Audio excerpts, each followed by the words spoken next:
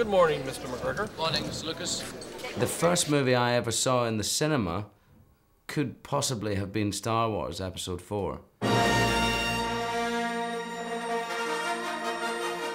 And I went to see it with my brother, and we were going to see it mainly because my uncle was in it. My mum's brother played Wedge in Episodes 4, 5, and 6. Good shot, Red Tube. And then we sat down just excited to see Uncle Dennis. Look at the size of that thing. And then we got Star Wars as well, which blew us completely away. That's good. You've taken your first step into a larger world. Ewan came with it with such a great degree of enthusiasm. Like a kid in a candy. I've been waiting for this for weeks. I've been thinking, every morning I say, I wonder if it's today I'll get to choose. We'd never seen anybody with the same commitment that he gave. So we were thrilled. Ewan McGregor, Obi-Wan Kenobi. I'm George. I'm responsible for all this. First criteria for casting Obi-Wan Kenobi was somebody who was complementary to Alec Guinness, but not just sort of copy it, but create an addition to that character. Where are you going, Master? For a drink. Because he is younger, he's in a completely different place, and he's a very active Jedi, so I needed somebody very physical, somebody who was a fantastic actor. No. And who could pick up the mannerisms and the essence of the Alec Guinness performance. So this was like a dream come true to him, to see the final, circle of his early life come to grips with playing this great part. It's great, isn't it? God, I used to fantasize about things like this as a kid. Here I am, huh? In the original 3, Alec Guinness was only in the first half of the first movie. He cropped up now and again as a shadowy blue guy, but we only saw him for half the film, and yet he created this iconic figure that I've grown up knowing. You must do what you feel is right, of course. And now to have Ewan McGregor just doing the nuances of Alec as a young man, the charm and the wit and the eye and just the gentility of the guy and the strength. You will be a Jedi, I promise.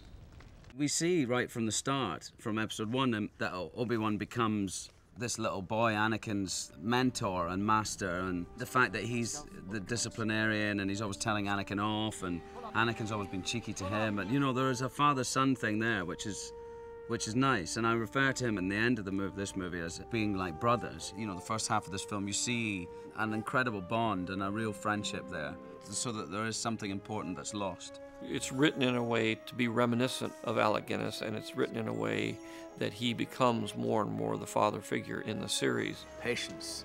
Use the Force. Think. So as it goes on, the third film, he's much more like Alec Guinness than he is in the first film. I always watch a lot of Alec Guinness before I start. I have done each time, but this time I got them to make up a looped reel of all his scenes. But in this case, it's quite handy, because I'm that bit closer to him now, than I was in Episode 1. This is my last shot at making it match up, making it Alec Guinness. Let go your conscious self and act on instinct. It's been more important this time than the others to get an Alec Guinness feel and look. But this time we had to kind of match it more physically as well. So I have done Photoshop composite where I try to take Ewan and turn him into Alec. They have almost identical eyes. They have the same grooves here. The mouths are in exactly the right place.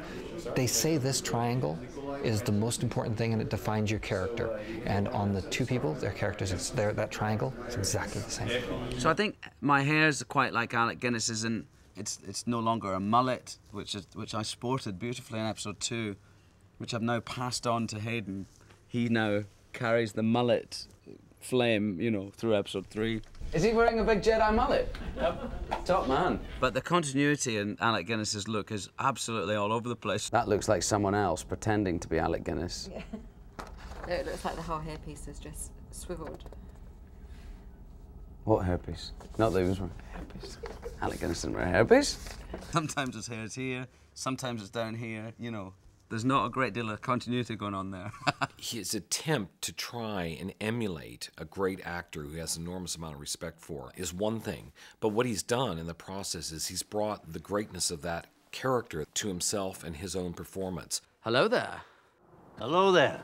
There is a phenomenon in Star Wars that was built in when I started, which is I was hiring actors sometimes for 10 years, and I was hiring them very young. So I was able to use their maturity over the years as part of the character. In the case of Ewan, he starts out as a Padawan learner, and then he ends up as a very sophisticated Jedi Master. And as he's grown into the part, he's gotten even better at the physical aspects of the character, you know, between the films as they grew older. Cut. Oh, that was good. One of the greatest pleasures I get is seeing that somebody can do something, even if they don't think they can do it themselves. But I think through doing this, he's become way more physical and way more capable than he ever was. And that's one of the main reasons why I do it, is seeing somebody reach their maximum potential and then go on from that. That was good. Yeah. That's another. Good. I think Ewan realizes that he, on this particular set, was one of the older characters in the group, and therefore he was the big brother. He was the one that was sort of controlling the group in some cases because he had the most experience, which is very much in the nature of his character. But he would keep things lively and happy and not let people get too dragged down by the day-to-day operations of the movie, which is, you know, what a big brother does.